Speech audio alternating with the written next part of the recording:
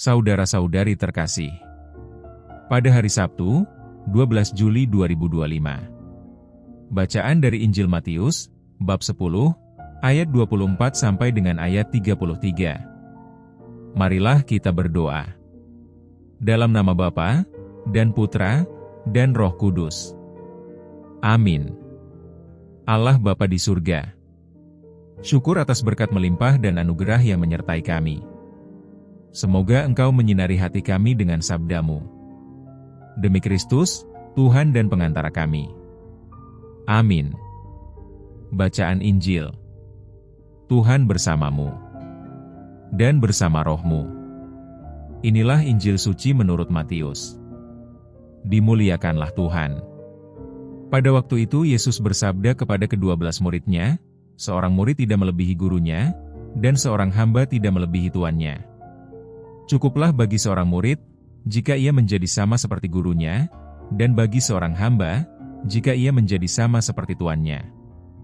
Jika tuan rumah disebut Beelzebul, apalagi seisi rumahnya. Jadi janganlah kalian takut terhadap mereka yang memusuhimu, karena tiada sesuatu pun yang tertutup yang takkan dibuka, dan tiada sesuatu pun yang tersembunyi yang takkan diketahui.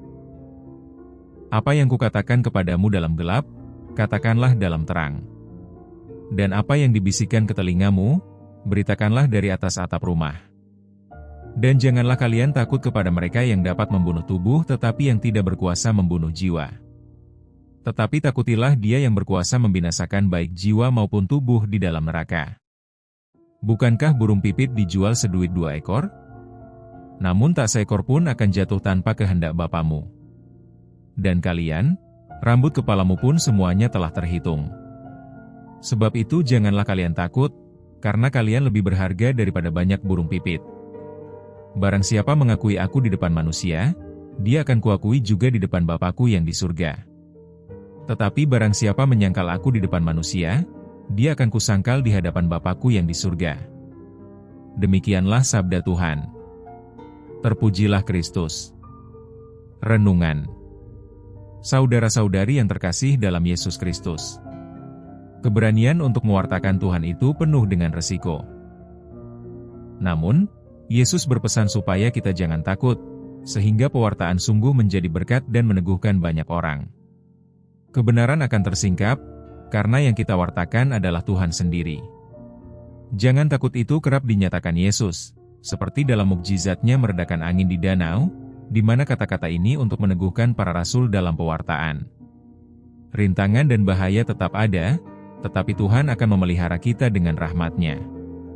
Tuhan memiliki kuasa yang dapat mendamaikan, seperti sering dikatakan damai sejahtera bagimu, baik dalam misa dan terakhir digunakan oleh Paus Leo ke-14, merupakan salam peneguhan di tengah badai konflik dan peperangan dunia.